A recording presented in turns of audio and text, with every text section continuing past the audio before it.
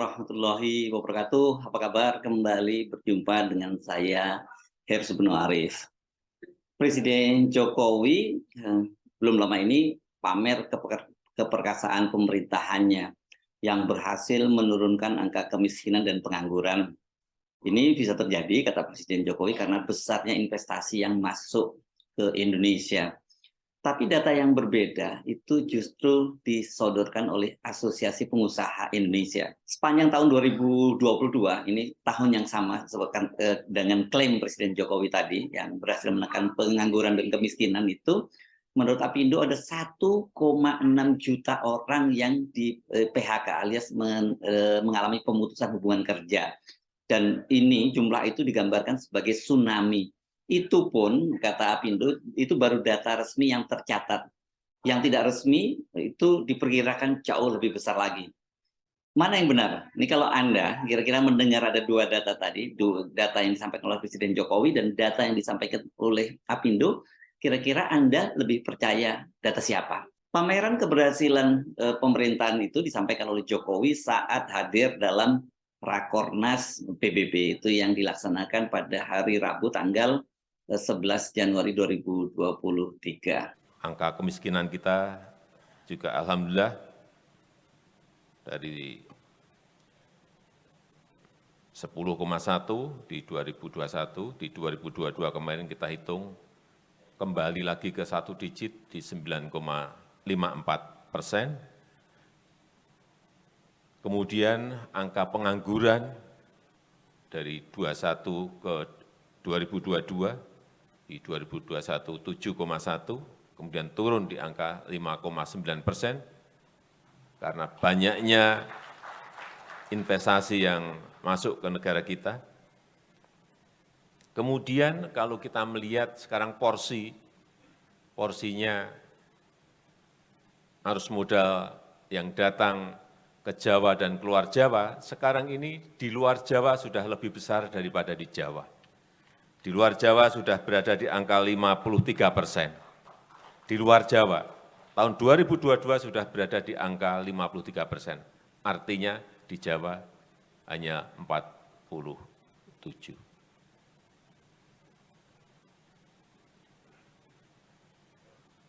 Kalau ini terus naik membesar, artinya pemerataan ekonomi itu akan terjadi tidak hanya di Jawa saja, tetapi juga terjadi di luar Jawa.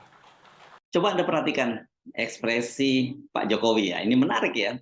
Kendati pamer keberhasilan, namun kita melihat sekali bahwa ekspresi Pak Jokowi itu tampak tidak lepas ya, wajahnya tidak rileks. Malah sangat nampak wajahnya Pak Jokowi itu tertekan gitu. Apalagi cerita sebelumnya Pak Jokowi menggambarkan bahwa situasi ekonomi global itu sekarang sangat buruk dan itu bisa jadi mengancam Indonesia juga. Kalau saya lihat ini, kelihatannya wajah Pak Jokowi ini ada kaitannya masih dampak dari kegiatan sehari sebelumnya ya. Kan sebelumnya hari Selasa tanggal 10 Januari 2023 itu ya, Pak Jokowi itu hadir dalam HUT ke-50 PDIP, Partai Demokrasi Indonesia Perjuangan di Jakarta International Expo Kemayoran. Dan pada waktu itu media menggambarkan bahwa Pak Jokowi itu dibully oleh Ibu Megawati. Bahkan juga banyak pengamat yang menilai ini Megawati itu sudah menghina Pak Jokowi. Dan kontroversi ini sampai-sampai membuat internal PDI bahkan sampai Puan Maharani sendiri itu turun tangan untuk meluruskan persepsi yang muncul di publik. Karena menurut kata Puan bahwa Ibu Megawati itu sangat sayang dan menghormati Pak Jokowi. Bahkan rela pasang badan ketika Pak Jokowi dibully. Tapi kenapa kemudian kok media malah menggambarkan bahwa Pak Jokowi itu dibully oleh Ibu Megawati? Dalam pidato itu memang Ibu Megawati menyatakan bahwa ada yang banyak disoroti ya nih, yang menyatakan bahwa PDIP Pak Jokowi itu tanpa PDIP itu tidak ada apa-apanya. Dia menggunakan kata, ya Pak Jokowi itu kalau nggak ada PDIP kasihan dah, katanya begitu. Ibu Megawati juga menyinggung sebelum jadi kader PDIP itu nggak ada orang yang kenal Jokowi. Artinya maksudnya mungkin ini kemudian ditafsirkan bahwa kalau tanpa PDIP nggak mungkin lah orang seperti Jokowi, kemudian seorang pengusaha mebel biasa di Solo, kemudian jadi wali kota, dan setelah itu langsung lompat menjadi gubernur DKI Jakarta dan sekarang menjadi presiden sampai 2 kali. dua kalimat itu yang barangkali yang dinilai sebagai menghina Ibu Megawati, menghina Pak Jokowi. Namun kalau saya sebenarnya lebih tertarik untuk menyoroti 2 poin yang disampaikan oleh Ibu Megawati, karena ini menurut saya itu jauh lebih penting untuk kelangsungan kehidupan demokrasi kita, untuk kelangsungan kehidupan kita berbangsa dan bernegara, yakni yang menurut saya ini yang lebih menohok ini karena memupus harapan Pak Jokowi dan gengnya untuk memperpanjang masa jabatannya. Ya, ini pertama soal penunda pemilu yang dikatakan oleh Ibu Megawati, kalau sudah kesepakatan bersama pemilu dilaksanakan tahun 2024 ya harus dilaksanakan. Kedua, kalau Pak Jokowi sudah jadi presiden 2 kali ya cukup 2 kali, ya maaf cukup 2 kali, itu kata Ibu Megawati.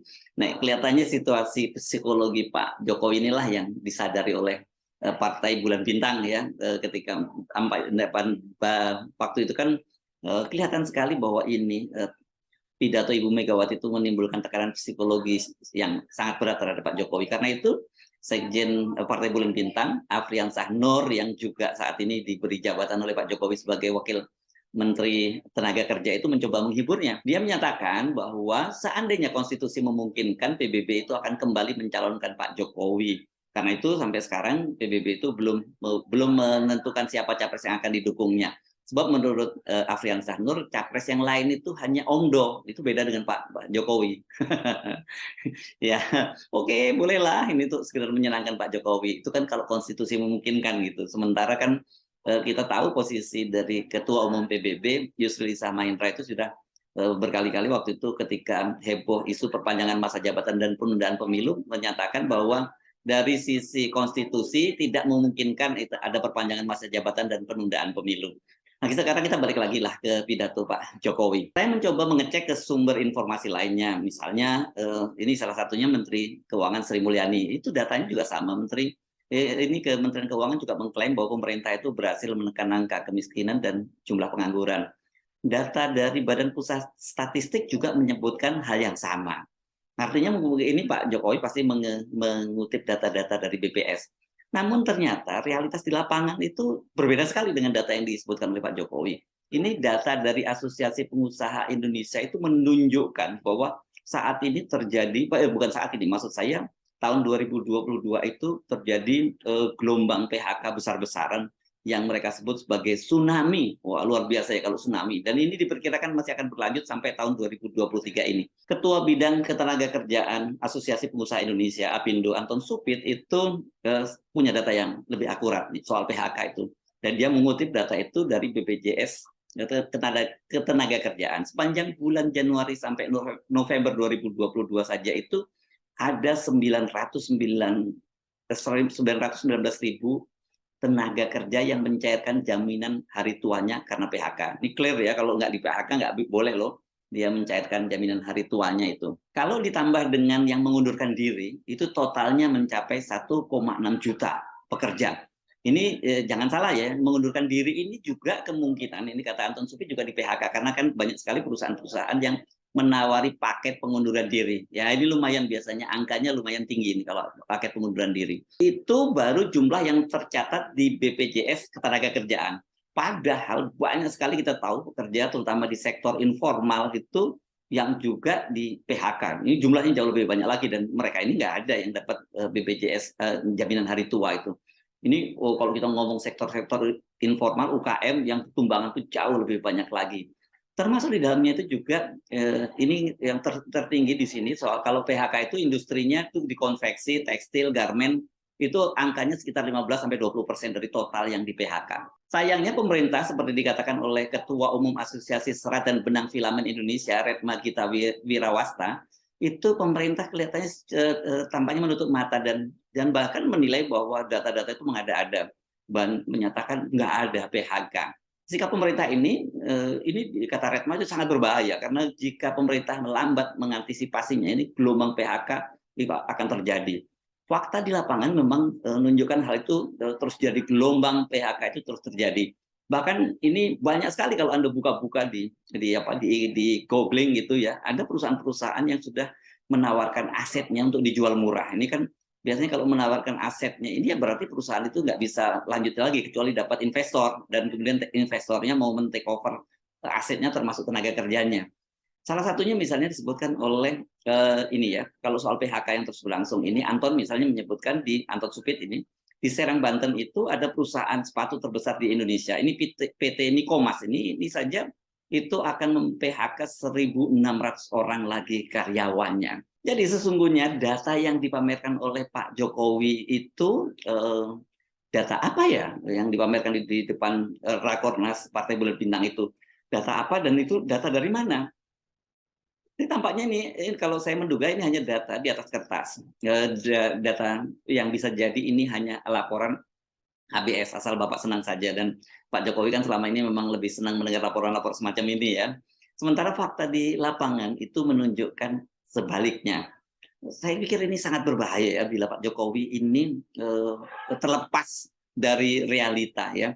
Selain keberhasilan pemerintahnya ini dalam menekan angka kemiskinan dan pengangguran, itu kan yang dibanggakan oleh Pak Jokowi itu, namun fakta di lapangan menunjukkan justru pengangguran yang di lapangan itu jauh lebih besar ya, karena gelombang PHK tadi. Sementara banyak sekali perusahaan, Pak Jokowi kan mengklaim bahwa banyak investasi yang masuk, tetapi sebaliknya ini data di lapangan menunjukkan banyak sekali perusahaan-perusahaan yang hengkang atau yang menutup pabriknya. Jadi kalau angkanya seperti ini, tentu saja jadi kita bertanya-tanya, selain pemerintah menekan angka kemiskinan dan pengangguran itu bagaimana akurasinya? Karena faktanya di lapangan pengangguran akibat PHK itu makin meningkat, bahkan oleh Pak Anton Supit tadi, oleh para pengusaha tadi digambarkan ini sebagai tsunami PHK. Saya Hersubun Arif, sampai jumpa lagi. Assalamualaikum warahmatullahi wabarakatuh.